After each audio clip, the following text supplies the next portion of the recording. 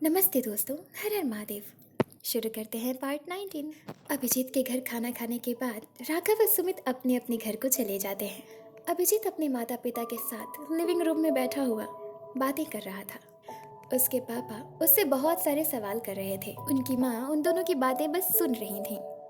अभिजीत एक एक करके सभी सवालों के जवाब बहुत अच्छे तरीके से दिए जा रहा था। उतने पर उनके पिता ने पूछा, अभिजीत, अच्छा तुम इतने सारे सवालों के जवाब दे चुके हो, तो मुझे एक और सवाल का जवाब दो। अभिजीत बोला, कौन से सवाल पापा? अभिजीत के पिता बोले, देखो अभिजीत, आसान तरीके से पूछता हूँ, ठीक है? क्या तुम पूर्वी को पसंद करते हो? अभिजीत अपने पापा के द्वारा पूछे गए इस सवाल से हल्का सा घबरा जाता है। घबराते हुए उसकी जुबान लड़खड़ाने लगती है। वो बोला, पापा वो मैं नहीं नहीं तो ऐसी कोई बात नहीं है। आप तो जानते हैं कि मैं पढ़ने में पढ़ने में मेरा कितना मन लगता है। मैं ऐसे वैसे काम कैसे? तब उसकी माँ बोली, अभिजीत, तुम्हारी घबराहट से लग रहा है कि तुम झूठ बोल रहे हो। अभिजीत के पिता हंसते हुए उसकी माँ को देखकर बोले, मुझे पता है कि ये झूठ बोल रहा है, ये पसंद करता है पूर्वी को। और तुम जानती हो, इन दोनों के बीच कोई और भी आ चुका है। तुम्हें सुनकर हैरानी होगी कि वो इंसान कार्तिक है। अभिजीत डर के मारे कुछ भी नहीं बोल रहा था। हालांकि उसके पिता उसे डांटते तो नहीं, लेकिन उसकी माँ के उस पर नाराज होने के चांसेस थे। तब उसकी माँ ने कहा, कार्तिक सिन्हा? तो मतलब इसने अभी जो कुछ भी बताया वो सब अगर सच है तो इसने कार्तिक सिन्हा से झगड़े किए हैं। तब अभिजीत सब कुछ एक्सेप्ट करते हुए अपनी माँ को देखते हुए कान पकड़कर बोला, मुझे माफ़ कर दीजिए माँ, मैं सचमुच बहुत पसंद करता हूँ पूर्वी को। लेकिन अब आप लोगों को चिंता करने की ज़रूरत नहीं है, क्योंकि पूर्वी मुझे पसंद नहीं करती। इसलिए मैं पढ़ाई करने फ़ॉरेन जाना चाहता हूँ। मैं उस स्कूल में दोबारा नहीं जाऊँगा, क्योंकि अगर मैं दोबारा उस स्कूल में गया तो दोबारा से कार्तिक सिन्हा मेरी ज़िंदगी में आ जाएगा, और मैं उसे अपनी ज़िंदगी बर्बाद करने का एक और मौका नहीं देना चाहता। वैसे भी वो पहले ही मेरी पढ़ाई बर्बाद कर चुका है। अभिजीत के पापा बोले, तुमने अभी अभी हमें बताया कि पूर्वी तुम्हारी और गौतमी के स्कूल छोड़ देने की वजह से स्कूल को छोड़कर भाग गई, है ना? अभिजीत अपने पापा को देखते हुए उदासी से हाँ में सिर हिलाता है। फिर उसके पिता बोले, और वो कार्तिक से कैसे बातें कर रही थी? वो कार्तिक से ठीक से बात नहीं कर रही थी, है ना? तुमने ये भी कहा। अभिजीत बोला, हाँ पापा, मुझे यही चीज़ सोच में डालता है कि अगर पूर्वी उसे पसंद करती है तो उसमें से वाइब भी तो वैसी आनी चाहिए ना। लेकिन वो वैसी बिल्कुल बातें कर ही नहीं रही थी। वो तो कार्तिक को देखकर ऐसे भड़क गई जैसे वो उसे देखना ही नहीं चाहती थी। तब उसके पिता बोले, अच्छा एक बात बताओ, ये बात तुम्हें किसने बताई कि पूर्वी कार्तिक को पसंद करती है? अभिजीत बोला, गौतमी ने, जो कि उसकी बेस्ट फ्रेंड है। तब उसके पिता बोले, ये भी तो हो सकता है कि उसने तुमसे झूठ बोला हो। अभिजीत बोला, मुझे नहीं पता, मैं तो नहीं जानता पापा, लेकिन जिस हिसाब से राघव और सुमित उन दोनों की दोस्ती की बड़ाई कर रहे थे, उस हिसाब से गौतमी को झूठ नहीं बोलना चाहिए। मुझे यकीन नहीं हो रहा है कि गौतमी ऐसा कर भी सकती है, क्योंकि कभी भी एक झूठ बोलते हुए इंसान की आंखों में आंसू नहीं हो सकता। पर गौतमी के आंसू सच्चे थे। वो मुझसे बोलते हुए रोने लगी थी। उसे देखकर लग ही नहीं रहा था कि उसकी बातें झूठ हैं पापा। मुझे नहीं लगता कि वो झूठ बोल रही है। तब उसके पिता बोले, मुझे तो लगता है कि इसके पीछे कार्तिक का ही हाथ है। वही कुछ ना कुछ कर रहा है। नहीं तो तुम ही सोचो कि 2 साल पुरानी दोस्ती रात भर में इतनी आसानी से कैसे टूट सकती है। और फिर आते वक्त पूर्वी गौतमी को इतना मना रही थी, रोते हुए। तुम जानते हो, एक सच्चा दोस्त ही होगा जो अपने दोस्त के लिए सबके खिलाफ चला जाए। पूर्वी को परवाह नहीं थी अपनी पढ़ाई की, जबकि वो तुम्हारे स्कूल की टॉपर है। वो गौतमी के पीछे भागी, उसे मनाने का सोचा उसने। अभिजीत, मुझे तो लगता है कि तुम्हें फंसाया गया है और इसके पीछे उस कार्तिक का हाथ होगा। मैं पूरे विश्वास के साथ कह सकता हूँ, क्योंकि कैफे में ही वो बोल रहा था। उसे अपनी गर्लफ्रेंड बनाना चाहता था वो। मुझे क्या लगता है अभिजीत, तुम्हें एक बार पूर्वी से बात करना चाहिए इस बारे में। तुमने गौतमी से बात कर लिया, लेकिन बस एक बार पूर्वी से मिल लो। देखो, तुम मुझसे बस ये पूछना कि तुम गौतमी से क्यों नाराज हो। बस सारी बात तुम्हारे सामने साफ हो जाएगी, क्लियर हो जाएगी। अभिजीत बोला। पर क्या वो मुझे सारी बात बताएगी जो जो उसके साथ हुआ? इंसान अपने पर्सनल मैटर्स तो उन्हीं के साथ शेयर करता है ना जो उसके अपने होते हैं। मैं तो उसके लिए पराया हूँ। तब उसकी माँ ने कहा, ओए, ये जो एहसान करके आया है तू उस पे, वो कब काम आएगा? अभिजीत बोला, नहीं माँ, मैं अपने एहसानों तले उसे दबाना नहीं चाहता। मैं उससे प्यार करता हूँ, उसे दर्द में नहीं देख सकता। मैंने जो कुछ भी किया है उसमें मेरा ही स्वार्थ था ना माँ, क्योंकि उसे दर्द में मैं देखता तो दर्द तो मुझे ही होता ना। बस मैंने अपने दर्द पर मरहम लगाया और कुछ नहीं। मैं और वो अलग थोड़ी है। उसे खुद से अलग नहीं मानता मैं, इसलिए मैं चाहे उसके लिए कुछ भी करूं, वो सब कुछ मैं खुद के लिए ही कर रहा हूँगा। उसके माता पिता एक साथ हंसते हुए, अरे वाह। फिर उसकी माँ ने कहा, देखा आपने कितना बड़ा हो गया है हमारा बेटा। उनकी बात पर अभिजीत हंसता है। तब उसके पापा बोले, अभिजीत, मुझे लगता है कि तुम्हें पूर्वी से अभी मिलना चाहिए। हो ना हो वो अभी भी हॉस्पिटल में ही होगी, जाओ उससे मिलो। अभिजीत कभी अपनी माँ को तो कभी अपने पिता को देखने लगता है और फिर बोला, अभी इस वक्त 1 बज चुका है, अब तक वो हॉस्पिटल में होगी। तब उसकी माँ ने कहा, हॉस्पिटल में नहीं होंगी तो घर चले जाना।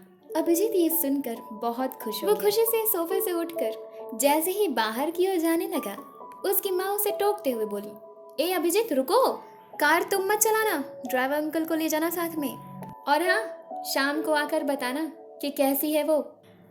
अभिजीत रुककर पीछे मुड़कर बोला हंसते हुए, मेरी उससे मुलाकात हो ना हो, मैं आपको जरूर बताऊंगा कि वो कैसी है। फिलहाल के लिए इससे काम चला लीजिए कि वो बिल्कुल मेरे जैसी है।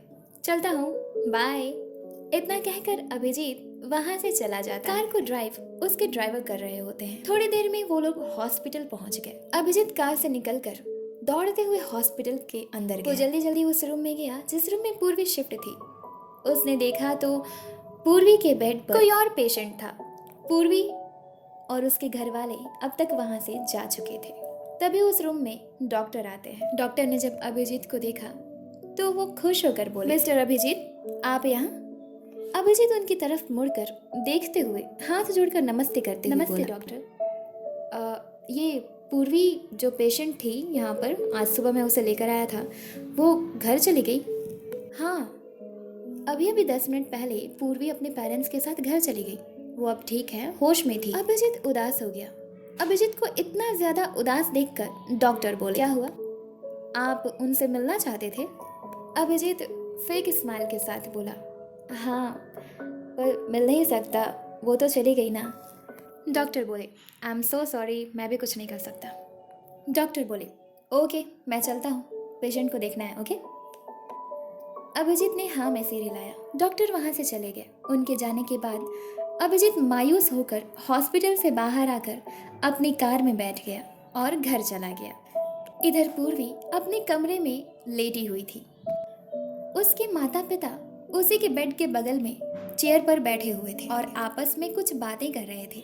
पूर्वी को डॉक्टर ने 3 दिनों तक रेस्ट करने की सलाह दी थी। जब से पूर्वी ने सुना कि उसके शरीर में अभिजीत का खून है, तब से ही वो बस अभिजीत के बारे में ही सोच रही थी। उसने तो अभिजीत के लिए एक सपना भी देखा था। वो बस अभिजीत के बारे में ही सोचे जा रही थी। सोचते सोचते उसे बीच बीच में हंसी भी आ रही थी। वो हल्की सी स्माइल देते हुए आंखें बंद कर लेती है। तब उसके पिता उसे देखते हुए बोले, वैसे पूर्वी आंखें खोलकर अपने पिता को देखने लगी। उसके पिता बोले, तुम अपनी माँ का मोबाइल क्यों ले गई थी जबकि तुम्हारा मोबाइल तुम्हारे पास है? तो पूर्वी बोली, माँ का मोबाइल मैं कहाँ ले गई थी पापा? तब उसके पापा बोले, हाँ, हॉस्पिटल से जो कॉल आया था वो तुम्हारी माँ के नंबर से आया था। तुम्हारे बैग में तुम्हारी माँ का ही मोबाइल था। तभी सौम्या अपने स्कूल यूनिफॉर्म में पूर्वी के गेट के पास खड़ी थी। वो अपनी बैग को अपने कमरे में रख चुकी थी। वो अंदर आते हुए बोली, सौम्या बोली, सुबह में माँ ने मुझे डांटा था ना, इसलिए मैंने गुस्से में उनका मोबाइल दीदी के बैग में रख दिया था कि वो स्कूल लेकर चली जाएगी, तब मजा आएगा। फिर मम्मा ढूंढते ढूंढते परेशान हो जाएंगी और तब मैं उनसे कहूंगी कि दीदी के मोबाइल में रख दिया है मैंने आपका मोबाइल। पूर्वी उसे देखकर डांटते हुए बोली, बहुत शैतान हो गई हो तुम। ऐसी शैतानी कौन करता है? तुम जानती हो ना, मैं तो अपना मोबाइल भी ज्यादातर स्कूल में नहीं ले जाती हूँ, और तुमने माँ का मोबाइल। पूर्वी की माँ ने कहा। इसने जो किया अच्छा ही किया पूर्वी, मत डांटो इसे। तब पूर्वी के पिता बोले, तो तुम्हारा मोबाइल कहाँ है? तुम्हारे बैग को चेक किया हमने, वहां तो तुम्हारा मोबाइल था ही नहीं। पूर्वी मन में सोचने लगी, क्या पापा को भी बता दूं कार्तिक के बारे में? नहीं नहीं, हर कुछ शेयर करना सही नहीं रहेगा पापा से। एक तो ऑलरेडी इतने खतरनाक हैं वो, मुझे लगता है कि मुझे कोई बहाना बना देना चाहिए। तब पूर्वी के पिता, किस सोच में पड़ गई? पूर्वी बोली, पापा मेरा मोबाइल स्कूल में ही छूट गया है। उस दिन स्कूल छोड़कर भाग आई थी ना, मोबाइल लेना ही भूल गई। उस कार्तिक के पास है मेरा मोबाइल। आप चिंता मत कीजिए, मैं कल स्कूल जाकर अपना मोबाइल उससे मांग लूंगी। उसके पिता बोले, ठीक है मैं चलता हूँ, आज तो काम पे गया ही नहीं, जा रहा हूँ मैं भी थोड़ा आराम कर लेता हूँ, थक गया हूँ। और इसे टाइम टाइम पे दवा दे देना, अभी कुछ खिला दो, कमजोर हो गई है काफी। पूर्वी के पिता के चले जाने के बाद पूर्वी अपने वो बेड पर उठकर बैठी, तो उसकी माँ ने कहा, अरे अरे तुम बैठ क्यों रही हो, सो जाओ। वो बोली, सोने का मन नहीं कर रहा, हमेशा तो सोती रहती और फिर 3 दिनों तक तो सोना ही है। माँ आप बताइए ना, अभिजीत मुझसे क्यों नहीं मिला? उसकी माँ ने कहा, मुझे क्या पता क्यों नहीं मिला, मैंने उसे कहा कि कभी आओ घर पे, उसने कहा आऊँगा, अभी नहीं कभी और। पूर्वी खुश होती हुई बोली, अच्छा वो मेरे घर आएगा? तब तो बहुत अच्छा होगा, मैं उसे लेकर आऊंगी कभी अपने घर, आखिर उसने प्रोटेक्ट किया है मुझे। उसकी माँ ने फिर कहा, पूर्वी हर बार वही तुम्हें प्रोटेक्ट करता रहता है हर चीज से, उसे मैंने देखा, वो बहुत अच्छा है, दिखने में कितना प्यारा है, और जितना प्यारा है उतनी ही प्यारी बातें भी करता है वो। पूर्वी उसकी तारीफें सुन सुनकर बहुत खुश हो रही थी। तब उसकी माँ ने कहा, सुनो तुम कुछ खाना चाहोगी अभी? पूर्वी ने कहा, हाँ कुछ खिला दीजिए। उसकी माँ बोली, ठीक है मैं अपने मन से कुछ बना कर लाती हूँ। इतना कहकर उन्होंने फिर कहा, सौम्या चलो अपना होमवर्क करो। सौम्या बोली, क्या मम्मा, अभी अभी तो आई हूँ मैं, थोड़ा सा रेस्ट तो करने दीजिए। तब उसकी माँ ने कहा, दीदी को रेस्ट करने दो, तुम जाओ अपने कमरे में जाओ, इसे परेशान मत करो, मैं जानती हूँ तुम यहाँ रहोगी तो इसे परेशान करोगी। सौम्या बोली, ठीक है दीदी आराम करो, चलिए माँ। उन दोनों के जाने के बाद पूर्वी खुद में ही सोचती है, कितनी अजीब बात है, अभिजीत ने मेरी मदद की पर मैं उसे थैंक यू तक नहीं कह पाई। कितना अच्छा होता कि मैं उससे मिल पाती, पर कार्तिक ने तो उन्हें स्कूल से निकाल दिया है। क्या करूं मैं, मेरे हाथ में भी नहीं कि मैं दोबारा उन दोनों को कहीं से एडमिशन दिला सकूं किसी भी तरह से। 3 दिन बाद तो पापा मुझे ज़बरदस्ती स्कूल भेज ही देंगे, पर अभिजीत और गौतमी के बिना अच्छा लगेगा क्या स्कूल? पर मैं पहले कैसे पढ़ती थी फिर? पहले की बात अलग है, अब की बात अलग है। पहले मैंने अभिजीत को नहीं देखा था, मुझे लगता है कि मैं अभिजीत को पसंद करती हूँ। इतनी भी छोटी बच्ची नहीं हूँ मैं कि मैं कुछ भी ना समझ पाऊँ। तभी तो जी कर रहा है कि भाग कर अभिजीत के पास जाऊं और उसे गले लगा कर कहूं, तुम बहुत अच्छे हो, तुम हमेशा मेरे साथ रहो, मुझे छोड़कर मत जाओ, मेरे पास बैठो, मेरी केयर करो, मुझसे बातें करो, मेरे साथ हंसो खेलो भागो दौड़ो, ठीक मेरे सपने की तरह। कैसे उसमें हम दोनों सेफ थे, चारों तरफ फ्लावर्स ही फ्लावर्स थे, ये कार्तिक का बच्चा भी नहीं था वहाँ पे। मुझे पता है कि कार्तिक मुझे पसंद करता है और मैं अभिजीत को। यस, वो यही सब खुद से बातें करते हुए बहुत खुश हो रही थी। वो दिन भर उसी के बारे में सोच रही थी। उसे जी कर रहा था कि वो कुछ करे, कुछ क्रिएटिव चीज। तभी उसके दिमाग में आया कि क्यों ना वो ड्राइंग करे, वो भी अभिजीत की। उसने पेंसिल और पेपर ले लिया और फिर पूरी तैयारी के साथ स्टडी टेबल के चेयर पर बैठ गई और अभिजीत की ड्राइंग बनाने लगी। उसके दिमाग में अभिजीत की जो छवि थी, उसकी ड्राइंग करने के लिए वही काफी था। इधर गौतमी खाना खाकर अपने रूम में बैठकर मोबाइल चला रही थी। उसके मोबाइल पर एक मैसेज आता है जो कि स्कूल के द्वारा भेजा गया था। वो उस मैसेज को पढ़ती है, उसे पढ़ते ही वो खुशी से उछलकर अपने बेड से नीचे खड़ी हो जाती है और भागते हुए अपने कमरे से निकलकर नीचे हॉल में जाती है, जहाँ लिविंग रूम में उसके पेरेंट्स और उसका छोटा भाई बैठकर मूवी देख रहे थे। वो खुश होते हुए उस मैसेज को अपनी माँ को दिखाते हुए बोली, माँ ये देखिए, कार्तिक ने मुझे दोबारा एडमिशन दे दिया। इस मैसेज को उन्होंने अभी अभी सेंड किया मुझ पर। मैंने कहा था ना पापा कि कार्तिक ने मुझसे माफी भी मांगी थी, उसके सुधरने का दूसरा प्रमाण। उसके पेरेंट्स बहुत खुश हुए। रोशन खुशी से बोला, तो खुशी से नाचो, क्योंकि अब तुम्हें दोबारा से उस स्कूल में एडमिशन मिल गया है। गौतमी खुश होते हुए बोली, हाँ मुझे नाचने का मन कर रहा है खुशी से, क्योंकि अब सब कुछ ठीक हो जाएगा। मैं चलिए अपने रूम में कल की तैयारी करने, क्योंकि कल सुबह मुझे जल्दी स्कूल पहुंचना है। बाय, आप लोग मूवी देखिए, एंजॉय। गौतमी इतना कहकर खुशी से भागते हुए अपने रूम में जाती है, खुशी से नाचने लगती है। गौतमी नाचना बंद करके अपने बेड पर बैठ गई और कार्तिक के बारे में सोचते हुए बोली, कार्तिक का बच्चा, आखिरकार आ गया ना तुम लाइन पे, सही ट्रैक पर आना ही था। जहाँ मैं और पूर्वी हूँ वहाँ सबको सही ट्रैक पर आना ही पड़ता है। देता कैसे नहीं एडमिशन, देना ही था उसे हर हाल में।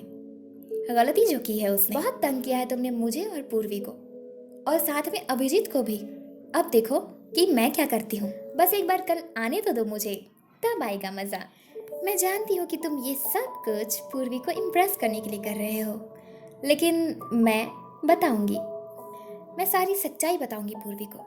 फिर उसके बाद जो उसका रिएक्शन होगा ना तुम्हारे लिए, वो देखने में मजा आने वाला है। बहुत बहुत बहुत मजा आएगा देखने में।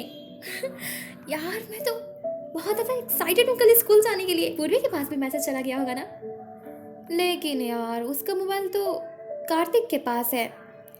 वो अपने सिर को अपने हाथ से मारते हुए बोली, बे यार मैं भी ना बुद्धू मोबाइल छोड़ करके ही भाग आई। हाँ मुझे लगता है कि बहुत क्लास इधर उधर हो गया है, मुझे थोड़ा सा पढ़ाई कर लेना चाहिए। चलो पढ़ाई करते हैं। वो अपने स्टडी टेबल पर पढ़ाई करना शुरू कर देती है, लेकिन उसका पढ़ाई में मन ही नहीं लग रहा था। वो इतनी ज़्यादा खुश थी और एक्साइटेड थी स्कूल जाने के लिए कि उसे जी कर रहा था कि काश काश वो सुबह अभी आ जाए, तो वो अभी स्कूल चली जाए, क्योंकि उसे इतने साल पुरानी जो दोस्ती टूट चुकी थी उसे वापस भी तो पाना था। पूर्वी के बारे में तो वो भूल ही नहीं पा रही थी, और कार्तिक की बातें तो उसके दिमाग से जा ही नहीं रही थी। इधर कार्तिक मोहन को अपने नए वाले फार्म हाउस पर छोड़कर अपने घर आ गया था। वो अपने आप को बेवकूफ़ कहते हुए अपने घर को चला गया। घर जाकर वो सोफे पर लिविंग रूम में बैठा हुआ खुद को कोसे जा रहा था, कितना बड़ा बेवकूफ़ हूँ मैंने कैसे कह दिया मोहन अंकल को कि मैं उन्हें उसी फार्म हाउस में रखूंगा, जबकि वो जल चुका था। और वो गौतमी, उसने मुझे कांग्रेट्स किया क्योंकि मैं सुधर रहा हूँ। वो खुश होते हुए बोला, मैं सच में सुधर रहा हूँ, पर मैं बिगड़ा ही कब था, मैं तो ऐसा पहले से ही हूँ। शायद गौतमी सही कह रही है, मैं ऐसा पहले से नहीं था। जब से मैंने बिजनेस संभाला तब से लेकर उस दिन तक जिस दिन मैं पूर्वी से पहली बार मिला, मैंने किसी को 1 रुपया भी दान नहीं किया है। उस दिन जब मैं पहली बार पूर्वी से मिल रहा था तो उस दिन मैंने दान किया, पर मुझे दुख नहीं हुआ कि मैं 10,000 रुपये यूं ही किसी और को दे रहा हूँ। इनफैक्ट मुझे खुशी हुई उस आदमी के चेहरे पर खुशी देखकर। मैं अमीर हूँ, इस बात का मुझे उस दिन एहसास हुआ, और फिर आज एक पिता की तरह प्यार करने वाले अंकल भी मिल गए गौतमी की वजह से। गौतमी सही है, मैं सच में सुधर रहा हूँ। काम के चक्कर में कब मैं इमोशनलेस हो गया था मुझे पता ही नहीं था। वो ये सभी बातें कर करके खुद में ही हंस रहा था। तभी वहाँ रेणुका और उसकी माँ एक साथ आई। कार्तिक को खुद में ही इस तरह हंसता हुआ देख उन दोनों ने एक दूसरे को देखा और फिर कार्तिक के दोनों तरफ जाकर बैठ गए। कार्तिक उन दोनों को देखते हुए बोला, क्या आप दोनों मेरे अगल बगल क्यों बैठी हुई हैं, सामने बैठिए। तब रेणुका बोली, भैया किसके बारे में सोच रहे हो? हाँ? कार्तिक उसके पूछने के तरीके पर थोड़ा सा हंसा और फिर बात को छुपाते हुए बोला, तुझे क्या लगता है किस बात पे हंस सकता हूँ मैं? रेणुका कार्तिक को देखते हुए बोली, अगर मैं बोलूँ तो आप डांटेंगे तो नहीं ना मुझे? कार्तिक बोला, डांटूंगा, डांटने लायक बात करेगी तो डांटूंगा ही। वैसे भैया हम तो जानते हैं, पर हम आपके मुंह से सुनना चाहते हैं। क्यों माँ? वो अपनी माँ को झुक कर देखते हुए बोली। तब उसकी माँ बोली, और नहीं तो क्या, बताओ। कार्तिक उन दोनों के बीच से खड़ा हो गया और हंसकर अपने कमरे की तरफ वहां से जाने लगा। तभी उसकी बहन उसका रास्ता रोक लेती है। कार्तिक रुककर उसे देखने लगा और बोला, हटो मेरे सामने से, जाने तो मुझे। उसके पीछे उसकी माँ खड़ी हो गई और बोली, जब तक तू नहीं बोलेगा तब तक हम तुझे जाने नहीं देंगे। चल बता, सच्चाई क्या है? क्योंकि आज से 4 साल पीछे ले लें तो जब से तेरे पापा हम लोगों को छोड़कर गए हैं तब से तू इस तरह से नहीं हंसा। कार्तिक हंसते हुए बहुत खुश होकर अपनी माँ की तरफ मुड़ा, अपने दोनों हाथों को उनके कंधों पर रखते हुए प्यार से बोला, मेरी प्यारी माँ, जब हर कुछ आपको पता है तो क्यों पूछ रही हैं? वैसे बताइए, ऋषि कहाँ है? तब रेणुका उसके सामने जाते हुए बोली, माँ देखिए, अब भैया बात टालने की कोशिश कर रहे हैं। तब उसकी माँ उसके हाथ को नीचे करते हुए प्यार से बोली, ऋषि तुमसे गुस्सा है ना, तो वो अपने दोस्तों के साथ बाहर गया हुआ है कहीं घूमने, वो गुस्से से कॉलेज नहीं गया। कार्तिक सोचते हुए बोला, कोई बात नहीं, मैं उसे आज शाम को मना लूँगा, क्योंकि गौतमी से मैंने माफ़ी मांग ली है, वो अभिजीत और पूर्वी को भी बता देगी। बस कल सुबह मुझे किसी तरह पूर्वी का सामना करना है। वो इतनी ज़्यादा गुस्सा होगी मुझ पे, शायद मैं बर्दाश्त नहीं कर पाऊँगा, पर पहली बार मुझे किसी के गुस्से पर गुस्सा नहीं आएगा, क्योंकि मैं चाहता हूँ कि वो मुझ पे नाराज़ हो। वो एक्साइटमेंट के साथ बोला, आपको पता है माँ, पूर्वी बहुत अच्छी है, आपने तो देखा ही ना उसे, कितनी साहसी है वो। पर आपको पता है, जैसी वो है ना, बिल्कुल उसी तरह उसकी दोस्त गौतमी भी है। वाओ, क्या फाइट करती है वो। आपको पता है, आज कुछ लोगों ने उसे किडनैप उसके साथ जबरदस्ती करने की कोशिश करी, उन लोगों ने तो इसने, अभिजीत ने, राघव ने और सुमित ने, सब ने मिलकर उन सभी को धो डाला। पता है, मजा आया। मैंने आज तक इतनी साहसी लड़कियों को नहीं देखा है। वो दूसरी ओर मुड़कर प्यार से पूर्वी के बारे में सोचते हुए बोला, मेरी जिंदगी का सबसे खास इंसान पूर्वी, जिसके जैसा कोई नहीं, जिसके आगे दुनिया की हर लड़कियां फीकी हैं, जो गलत को गलत और सही को सही बताने की ताकत रखे, मुसीबतों से लड़ना जानती हो, इतनी खूबसूरत, इतनी प्यारी। वो झट से अपनी माँ की तरफ मुड़कर बोला, ऐसी लड़की देखी है कहीं आपने? वो जैसे ही उधर मुड़ा, उसकी नजर सीढ़ियों पर खड़ी प्रियांजलि पर पड़ी, जो कार्तिक की बातें सुनकर गुस्से से लाल हो चुकी थी और कार्तिक को देख रही थी।